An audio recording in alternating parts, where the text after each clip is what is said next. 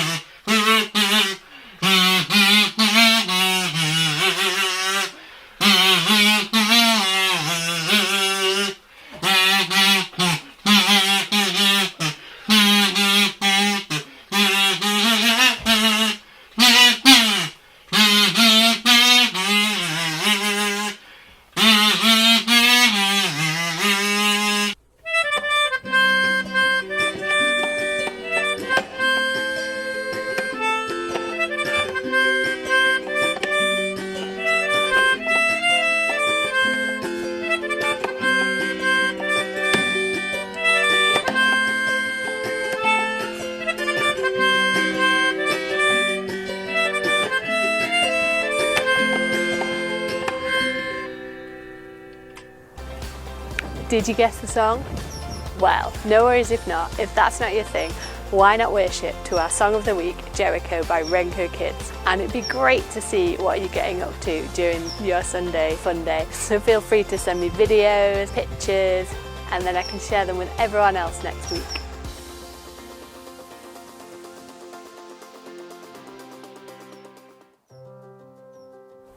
So this week we're looking at John 18 and Cotho is talking to the adults. Now he told me he's chatting about 5 P's, that he found 5 P's in this chapter. So the first one is prayer, because Jesus prays a lot. The second is problem solver, because Jesus overcomes all the different challenges he faces. The next is promise keeper. Jesus told his disciples he would defend them, and he didn't let them down. And then there's prophetic. And prophetic is something from God. It could be a message about the future or how God sees something. And Jesus lived by seeing the way that God told him to. So he lived with a prophetic view. And finally there's place, the place which is God's kingdom, where Jesus was heading. And when I tell you about all those P's, you might feel like I'm bombarding you with P's. But luckily I found another person in the Bible who also has all this P business sorted. Or if you want that extra challenge, why not have a look in John 18 and see if you can find all those P's that I've just listed. This is the story of Joshua.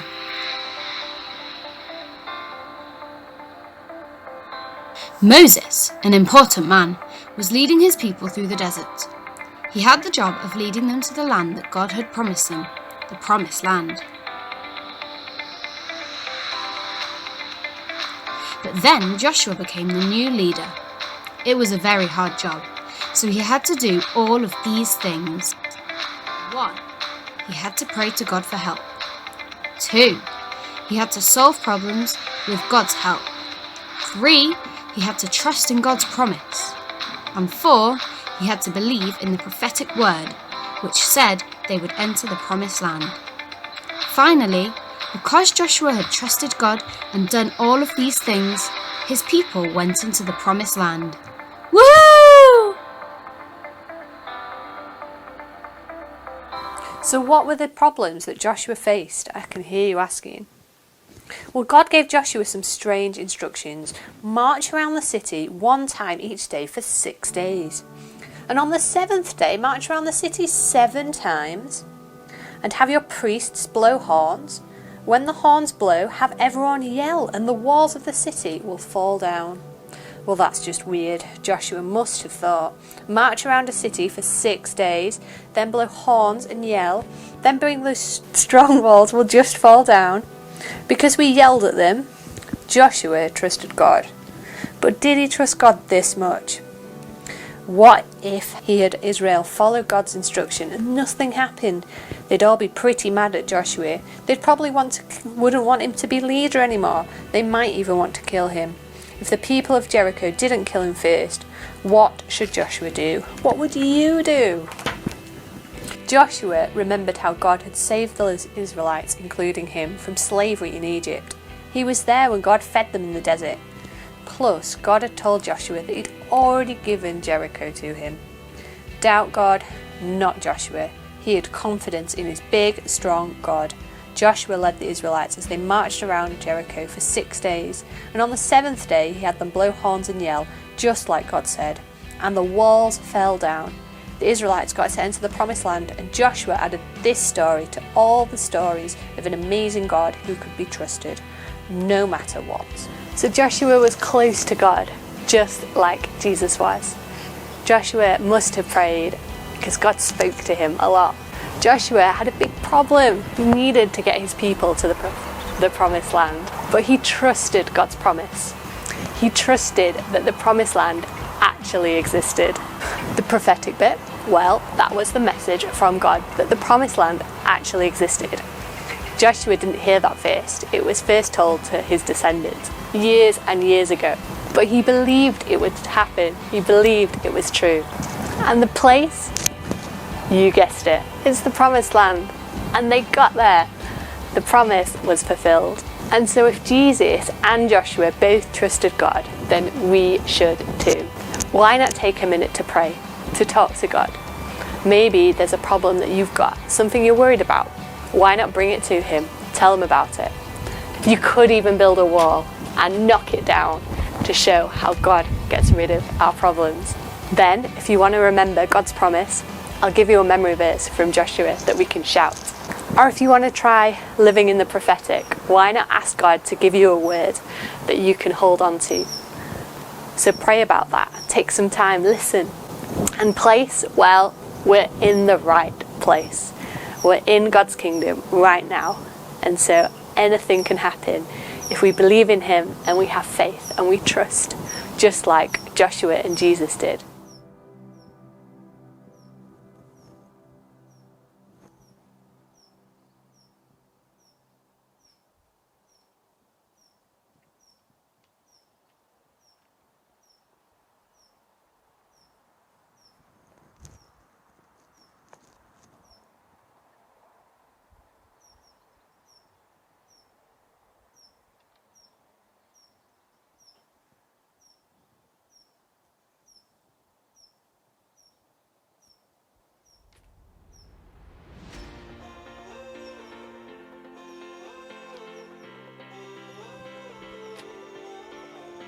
I've loved learning about Joshua's story with you. So let's have a look at some activities. The first one is, of course, with a toilet roll, creating Joshua's horn. You can decorate with any bright colours you like. Let's have a look at how me and Jonah got on. Hello, so if you'd like to make a very simple trumpet, then the easiest thing is to grab a toilet roll and to decorate it. Or You can make one of these like me and Jonah did. All you need is a piece of card to roll it up.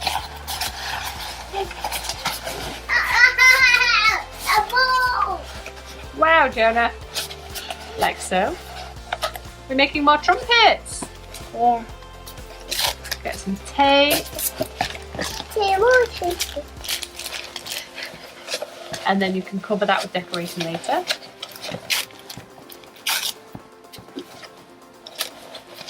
Here we go, and then all you have to do is decorate it and you have your very own trumpet. So, if you, like Jonah, would like to knock down some walls, then use whatever you have to try build it. You could use rocks, bricks, blocks. Why not blast it down with a trumpet? But you might have to walk around it once a day for 6 days, just like Joshua did. We've had a great week this week. Hope to see you all soon. Bye!